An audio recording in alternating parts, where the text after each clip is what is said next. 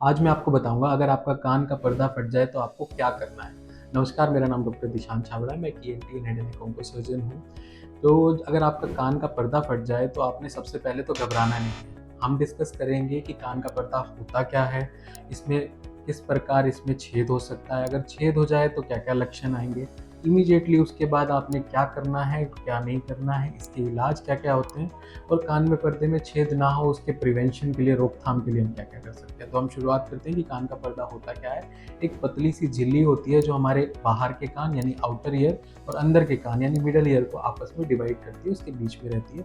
इसका काम क्या होता है, आपके साउंड की वाइब्रेशन को आपके कान की हड्डियों तक पहुँचाना और दूसरा काम है किसी भी तरीके के इन्फेक्शन को आउटर ईयर से मिडल ईयर तक जाने से रोकना। तो अगर कान के पर्दे में छेद हो जाता है तो ये फंक्शन हैम्पर हो सकते हैं। दूसरा जो हम बताएँगे कान के पर्दे में छेद होते क्या है, सबसे कॉमन कारण है कान में इन्फेक्शन होना। कान में बार-बार इन्फेक्शन होने से आपके कान के अंदर पस इकट्ठी हो सकती है और उसे निकलने के लिए कान के पर्दे के अंदर छेद हो जाता है, जो आपके साथ परमानेंट भी रह सकता है। दूसरा कारण है अचानक से प्रेशर में चेंज, यानी हम किसी फ्लाइट में ट्रैवल करते हैं या फिर डीप सी डाइविंग करते हैं तो आपके आसपास के एनवायरनमेंट में अचानक से प्रेशर चेंज होता है, जिसकी वजह से आपके पर्दे में छेद हो सकता है। तीसरा कारण जो है वो चोट लगना है, कान पे कोई थप्पड़ लगना या फिर आप बाइक से गिर जाते हैं, कोई एक्सीडेंट हो जाता है तब भी आपके कान के पर्दे के अंदर छेद हो सकता है। चौथा है अचानक से बहुत तेज़ साउंड होना, यानी कोई ब्लास्ट हो जाए आपके आस-पास या फिर कोई इतनी तेज़ आवाज़ आए कि वो कान के पर्दे में छेद कर दे। तो ये मेन कारण रहते हैं। इसके बाद हम डिस्कस करेंगे इसके लक्षण क्या हैं। जब अचानक से अगर पर्दे में छेद होता है तो आपके कान कान में बहुत तेज़ से दर्द हो सकता है, कान में पस या फिर खून भी आ सकता है। तीसरा जो लक्षण रहता है कम सुनाई देना, पर्दे का काम सुनाई देने में बहुत हेल्पफुल रहता है तो उसमें आपको कम सुनाई भी दे सकता है। चौथा जो है आपको अचानक से चक्कर भी आ सकते हैं, कान का जो दूसरा काम होता है बैलेंस बनाना वो भी कई बार हैम्पर हो जाता है और एक अजीब-सी कान में आवाज़ आना जिसे हम टिनाइटिस बोलते हैं, रिंगिंग सेंसेशन बोल सकते हैं, तो ये लक्षण भी आ सकते हैं।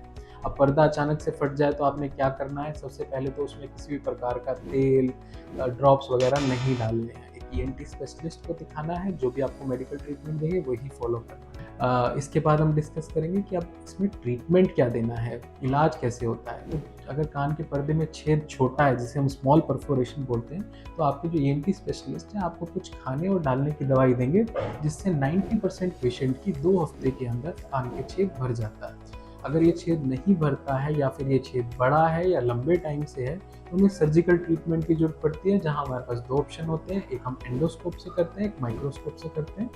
अपनी कन्वीनियंस और आपकी बीमारी के हिसाब से आपका डिसीज़न लिया जाता है कि आपको एंडोस्कोपिक करना है कि माइक्रोस्कोपिक करना है और अल्टीमेटली इसका ऑपरेशन ही होता है, ये दोनों इलाज है वो ऑपरेशन है। जो सबसे इम्पोर्टेंट टॉपिक है इसमें कि ऐसा ना हो, कान आपके कान के पर्दे में छेद ना हो, उसके लिए आपको क्या-क्या करना है, वो सबसे पहला चीज़ है कि कान मैंने बहुत लोगों को देखा है कान के अंदर पेन, चाबी वगैरह से खुजली करते रहते हैं। तो किसी भी शार्प ऑब्जेक्ट से आपको कान के अंदर खुजली नहीं करनी है, वो आपके पर्दे को डैमेज कर सकती है। अगर आपके कान के अंदर बार-बार इन्फेक्शन हो रहा है तो किसी ईएनटी स्पेशलिस्ट को दिखाएँ, किसी रैंडम जगह से दवाई बिल्कुल भी ना लें। तीसरा जो है कान में किसी भी प्रकार का तेल या फिर किसी भी तरह की ड्रॉप्स अपने आप से ना डालें बिना ईएनटी स्पेशलिस्ट से डिस्कस किए। कहीं भी आस-पास बहुत ज़्यादा शोर है, बहुत ज़्यादा साउंड है, जैसे फैक्ट्री है, कहीं पे ब्लास्ट हो रहे हैं तो उसके आस-पास ना जाएँ, वो आपके कान के पर्दे में छेद कर सकता है। तो इन बातों का अगर आप ध्यान देंगे तो आपका कान का पर्दा बचा रहेगा। अगर आपके कान के पर्दे में छेद हो भी जाता है तो मैंने जैसे आपको बताया 90% पेशेंट की जिसकी स्मॉल परफोरेशन होती है, छोटे छेद होते हैं, सिर्फ खाने की दवाई और डालने की दवाई से वो छेद भर जाते हैं। अगर वो नहीं भरते हैं तो छोटी-सी सर्जरी होती है जो बिल्कुल ही सेफ है, आप उसकी तरफ भी जा सकते हैं। अगर आपको हमारा वीडियो यूज़फुल लगा हो तो हमारे वीडियो को शेयर और लाइक ज़रूर करें और हमारे चैनल को सब्सक्राइब करें। अगर आपको किसी भी तरह की प्रॉब्लम है और मेरे से वन ऑन वन डिस्कस करना चाहते हैं तो हमारी वेबसाइट drdishanchhabra.com पे आप अपनी अपॉइंटमेंट बुक करा सकते हैं। ये वीडियो कंसल्टेशन रहेगी, आप इस वेबसाइट से इसको बुक कर सकते हैं।